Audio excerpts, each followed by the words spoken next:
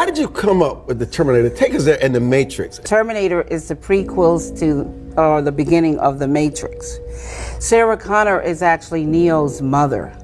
So JC, John Connor's Jesus Christ, grows up to be Neo, one and the same in the Matrix.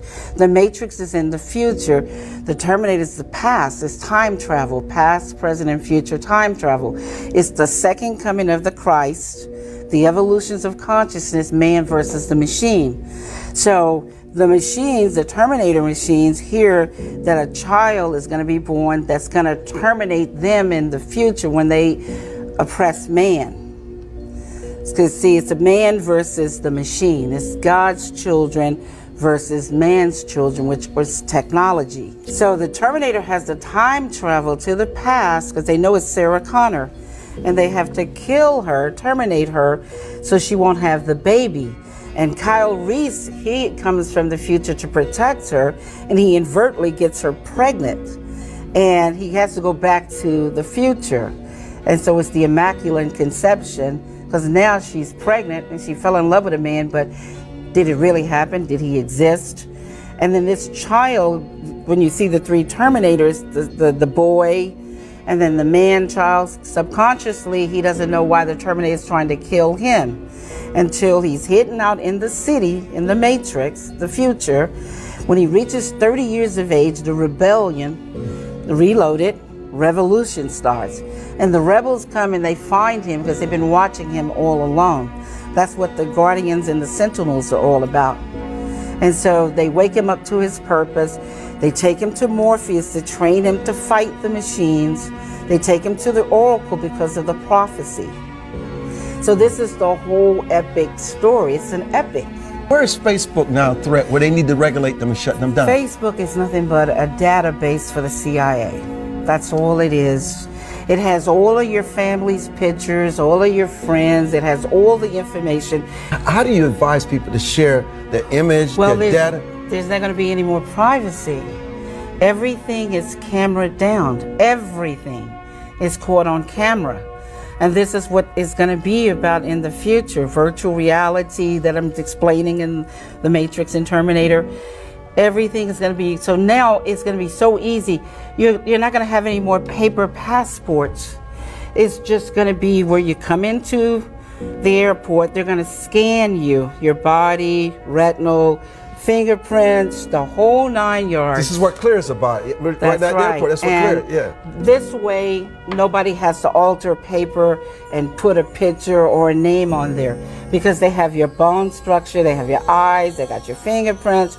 This is the database. All of this technology is going to start ruling. It's artificial intelligence. It's going to start ruling everything.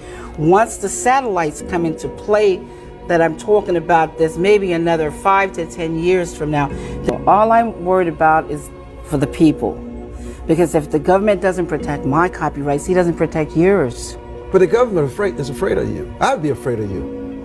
Well, there's no need to be afraid of me because I only stand for principles. But what you know and the knowledge you share and what you have insights to can be very dangerous to some people. Yes, but my job is to come here and waken people. That's what the Matrix is about, to wake you up from the Matrix, to get you out of the illusions and the lies and the ignorance. So it's not dangerous for me because that's my job. That's what I came here to do. That's why I wrote The Matrix and Terminator, to wake people up so they can move on to greater, better things. Yeah, but a lot of these movie houses and these studios and the Facebooks of the world don't want people to know what happens to them every day when they share the information. But that's destroying their free will, but and God doesn't want that. But people want to be ignorant. They don't want to know that they're being exploited. It requires too much responsibility when they find out. Well, that's what the blue pill and the red pill is about. The red pill is about the blood of the living beings. The black and the blue ink is the machines. But this is the humans' world. We are the winners. They are the losers. So people need to exert their free will regardless of what anybody wants. So what are the unintended consequences of all this that we're talking about? Their people's consciousness will shift and they will go on to create and do better things. They won't be in bondage. And this is the whole purpose of The Matrix and Terminator. People have to wake up and shift their consciousness so they can create, so they can build. Because you can't stay in the past. Everything must change. We mentioned when you were coming on your lawsuits and the battles you've had to fight, and you've just won in Utah. Yes. But it's always a battle for you. Well, the reason why it's always a battle for me is because the government refuses to protect my copyrights. You know, I own the copyrights to all the derivative movies, both franchises I own. It was adjudicated in Utah September the 25th, 2014. So why am I still with a RICO case here in Nevada, which I just won, but they're still trying to fix it so they can continue to use the stolen money, which is untraceable, and it's all linked to Hillary Clinton's foundation and money laundering.